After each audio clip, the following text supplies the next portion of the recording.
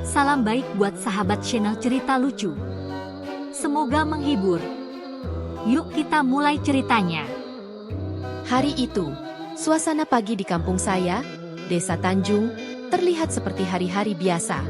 Matahari terbit dengan cerah, ayam-ayam berkokok dari halaman rumah tetangga, dan suara tukang sayur yang lewat menambah kesibukan pagi. Namun, ada satu hal yang membuat pagi ini tidak seperti biasanya. Saya, Fajar, baru saja pulang dari pondok pesantren Al-Ikhlas di Jombang setelah 6 bulan lamanya. Perjalanan yang seharusnya penuh ketenangan dan kedamaian, malah berakhir menjadi kisah konyol yang tak terlupakan. Selama di pondok, saya memang terkenal sebagai santri yang agak berbeda. Saya bukan orang yang suka diam di pojokan atau membaca kitab tebal berjam-jam. Saya lebih dikenal sebagai santri yang suka bikin kekacauan kecil, seperti mengubah panggilan teman menjadi nama-nama lucu, atau membuat jadwal sholat berjamaah menjadi ajang lomba lari-larian. Hal-hal seperti itu saya lakukan dengan penuh semangat, meski seringkali dikejar-kejar oleh Pak Ustadz karena ulah saya. Pulang ke rumah setelah sekian lama, saya merasa seperti anak yang kembali ke kandangnya setelah lama merantau. Tapi yang tidak saya tahu adalah, desa saya sudah berubah menjadi tempat yang penuh kejutan. Bahkan, saya sendiri hampir tidak bisa mengenali tetangga-tetangga lama yang dulu sering saya jumpai. Ada yang makin tinggi, ada yang makin pendek, bahkan ada yang rambutnya tiba-tiba jadi pirang seperti habis diwarnai, padahal dulu nggak begitu. Setelah menurunkan tas dan menaruh sandal jepit yang saya bawa dari pondok, saya langsung menuju rumah Pak RT, yang kebetulan juga salah satu orang yang paling saya kenal di desa ini. Nama beliau Pak Darmawan, tapi kami semua biasa memanggilnya Pak RT. Pak RT ini adalah sosok yang unik. Badannya tambun, selalu memakai baju batik yang kalau dilihat-lihat lebih mirip baju tidur daripada baju kerja, dan selalu membawa kipas tangan yang dia putar-putar entah untuk apa. Saya tiba di rumah Pak RT, dan seperti biasa, pintunya terbuka sedikit. Saya langsung mengetuk pintu dan menyapa dengan ceria. "Pak RT, Assalamualaikum." Saya teriak dengan semangat. Namun, yang terjadi selanjutnya jauh dari ekspektasi. Pak RT yang sedang duduk di kursi tamu langsung terbang dari kursinya, seolah-olah ada benda aneh yang menyentuhnya. Fajar? Waduh, hampir kaget saya. "Gimana kabarnya anakku?" jawab Pak RT, berusaha kembali tenang meskipun ada tanda-tanda ketegangan di wajahnya. Saya merasa ada yang aneh dengan reaksinya, tapi saya berpikir, mungkin karena sudah lama nggak ketemu. "Saya baik-baik aja, Pak RT. Lagian, saya baru pulang dari Jombang. Nih, ada yang baru nggak di sini?" Saya bertanya dengan penuh rasa ingin tahu. Pak RT terlihat ragu sejenak. Kemudian dia mengajak saya duduk. Kamu nggak tahu kan? RT kita sekarang ini udah beda, Fajar. Jadi, ada perubahan besar di sini," katanya sambil mengalihkan pandangan keluar jendela. Pandangannya tampak serius, bahkan lebih serius dari biasanya. "Maksudnya apa, Pak RT? Jangan bikin penasaran dong," jawab saya, mulai merasa cemas. Pak RT kemudian membuka lemari di sebelah kursi tamu, mengambil sebuah surat yang sudah dilipat-lipat. "Ini dia, Fajar. Ada surat dari RT yang baru. Setelah kamu pergi, ada banyak perubahan. Mulai dari jalanan yang makin macet, orang-orang yang makin aneh, sampai ada tetangga kita yang kini terkenal sebagai pemburu es krim." Pak RT meletakkan surat itu di meja. Saya bingung. "Pemburu es krim? Apaan tuh, Pak RT?" Pak RT memandang saya dengan mata lebar. "Iya, Fajar. Ini terjadi karena perubahan sistem yang diterapkan oleh RT yang baru. Dulu kita nggak tahu, sekarang segala sesuatu bisa jadi ajang lomba. Termasuk makan es krim dengan cara yang, unik." Saya terperanjat. "Hah, serius, Pak RT? Makan es krim jadi ajang lomba? Kayaknya saya ketinggalan zaman banget nih."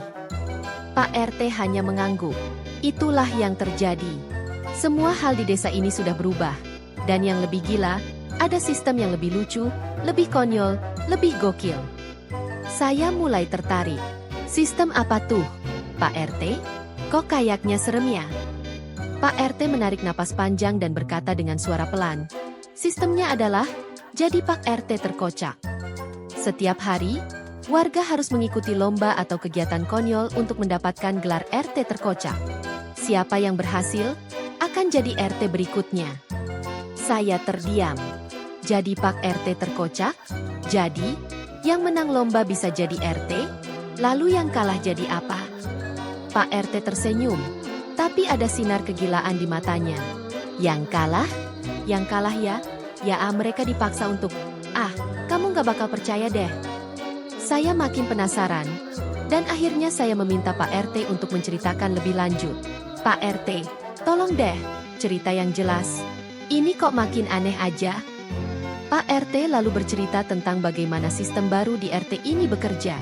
Setiap minggu, warga diharuskan mengikuti lomba dengan berbagai kategori yang semakin lama semakin absurd. Mulai dari lomba mengumpulkan sampah sambil menari, lomba menari ala TikTok dengan kostum burung hantu, hingga lomba memanjat pohon kelapa menggunakan sarung. Semua lomba itu ada hadiahnya, tapi ada juga sanksi untuk yang kalah. Sanksinya sih nggak berat, Fajar. Cuma, kamu harus jadi pembawa acara di acara RT berikutnya, dengan kostum paling aneh yang bisa kamu buat, kata Pak RT sambil tertawa geli. Saya mulai merasa bahwa kehidupan di kampung saya memang penuh dengan kejutan. Wah, kalau gitu sih, saya siap jadi pembawa acara dengan kostum naga. Jawab saya, tak mau kalah. Pak RT tertawa terbahak-bahak. Hahaha, itu baru gaya. Tapi, kalau kamu mau ikut kompetisi ini, kita harus mulai dengan yang paling gila dulu, Fajar. Tiba-tiba, Pak RT berdiri dan memegang tas yang ada di samping kursinya. Ayo, kita pergi ke balai desa. Hari ini ada lomba, masak sambal sambil joget. Kamu pasti mau ikut, kan? Saya terkejut. Serius? Masak sambal sambil joget? Wah, ini baru seru. Tanpa berpikir panjang, saya mengangguk dan mengikuti Pak RT keluar dari rumah. Kami berdua menuju balai desa, dengan semangat penuh konyol dan senyum lebar. Saya tahu, pulang dari pondok di Jombang kali ini akan jadi pengalaman yang paling aneh, gokil, dan penuh tawa yang pernah saya alami. Dan begitulah, saya melangkah menuju dunia baru yang penuh dengan keanehan, di mana semuanya bisa terjadi.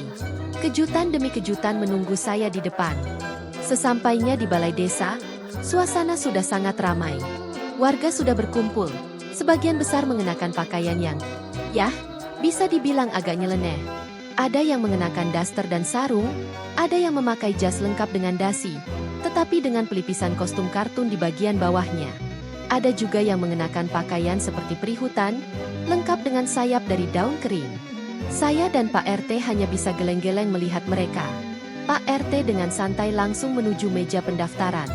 Fajar, kamu siap jadi peserta atau jadi penonton aja? Tanyanya sambil menyerahkan kartu identitasnya kepada panitia yang sedang duduk dengan senyum lebar, seolah-olah ini adalah acara yang sangat normal. Saya tersenyum nakal. Tentu saja saya siap, Pak RT. Tapi dengan syarat, saya harus ikut lomba masak sambal sambil joget. Jawab saya dengan semangat yang tinggi. Pak RT hanya tertawa geli.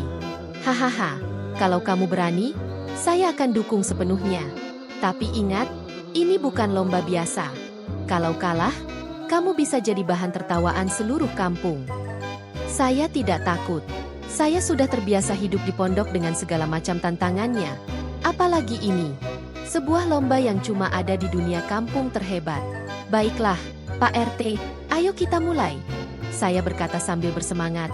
Di panggung utama, panitia mulai menjelaskan aturan lomba dengan suara keras dan penuh semangat. Lomba masak sambal sambil joget akan dimulai sekarang. Setiap peserta harus memasak sambal pedas sambil menari dengan gerakan semenarik mungkin. Waktu yang diberikan 10 menit. Dan yang kalah akan mendapatkan hukuman yang konyol banget. Jadi, siap-siap saja. Tepat setelah pengumuman, saya langsung menuju meja masak yang sudah disiapkan.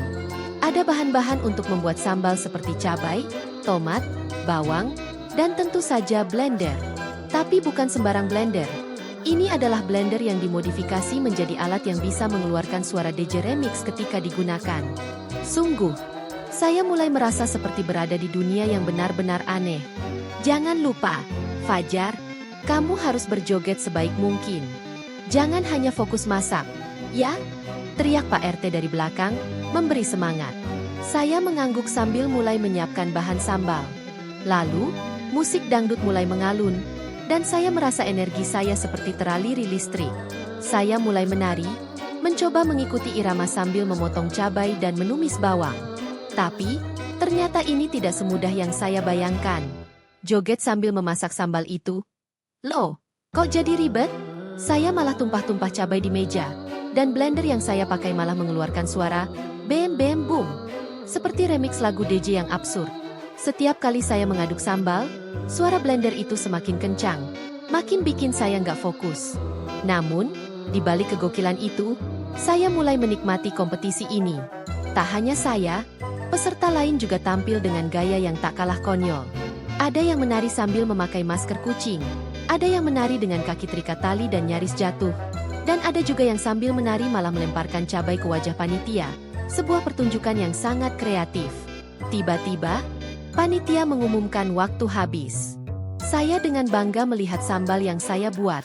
Rasanya memang agak berbeda, pedasnya luar biasa, tapi ada sensasi manis yang tidak saya harapkan. Saya baru sadar, itu mungkin karena saya terlalu banyak memasukkan gula. Tapi saya tak peduli, karena saya sudah siap untuk menari dan menyerahkan sambal itu kepada panitia. Sudah selesai, teriak saya, sambil menghentikan musik remix DJ Blender.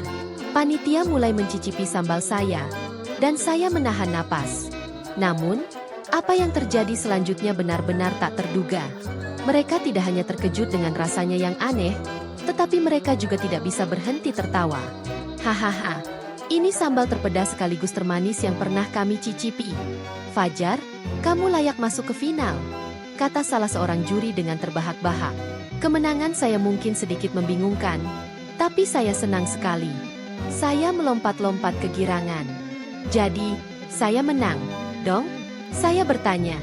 Betul, tapi jangan senang dulu. Ada satu lomba lagi. Lomba, tari sambal versi terbaik, jawab panitia sambil memegang mikrofon. Saya terkejut. Tari sambal? Jadi, sambalnya harus tetap dibawa dan ditarikan? Wah, ini sih tantangan. Pak RT yang berdiri di belakang saya tersenyum lebar. Fajar, saya yakin kamu bisa. Ini yang terbaik. Haha. Jadi, tanpa berpikir panjang, saya mulai berlatih tarian sambil memegang mangkuk sambal. Gerakan saya tentu saja sangat konyol. Saya seperti penari hip-hop yang gak ngerti gerakan tari sama sekali. Saya mulai berputar, menggoyangkan pinggul, dan sesekali melompat tinggi, yang membuat sambal hampir jatuh ke tanah. Saya mulai merasa, ini bukan cuma lomba masak, ini sudah jadi pertunjukan komedi. Ketika giliran saya tiba, saya melangkah ke panggung dengan penuh percaya diri. Saya menari dengan gaya yang benar-benar bebas, seperti orang yang tidak pernah menari seumur hidupnya. Setiap gerakan saya disertai dengan ekspresi wajah yang bisa dibilang lebih mirip ekspresi orang kebingungan daripada penari profesional. Tak lama setelah itu, seluruh balai desa dipenuhi dengan gelak tawa. Bahkan, Pak RT sampai terbatuk-batuk karena saking terpingkal-pingkal melihat saya. Namun, meskipun saya merasa konyol, ternyata juri justru memberi tepuk tangan meriah. Hebat, gokil. Ini adalah tari sambal yang paling lucu dan unik yang pernah kami lihat, kata juri sambil terbahak-bahak. Saya pun merasa seperti bintang di kampung saya. Ya ampun, saya malah jadi terkenal karena jadi badut. Gumam saya dalam hati, tapi entah kenapa, saya merasa bahagia sekali.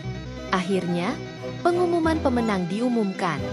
Saya tidak hanya memenangkan lomba sambal, tetapi juga berhasil membawa pulang gelar jadi Pak RT terkocak.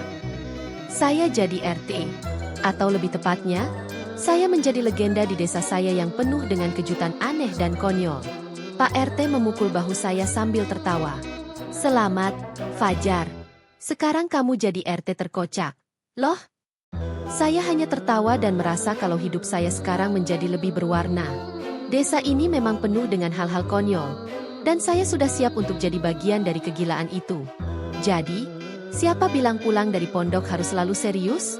Terkadang, yang dibutuhkan adalah sedikit keberanian, kreativitas, dan banyak tawa untuk menjadikan hidup ini lebih menyenangkan. Dan begitulah kisah saya, Fajar, yang pulang dari pondok di Jombang dan menjadi RT terkocak di desa penuh keanehan ini. Tapi satu hal yang saya pelajari, kadang, yang paling konyol justru bisa membawa kebahagiaan terbesar.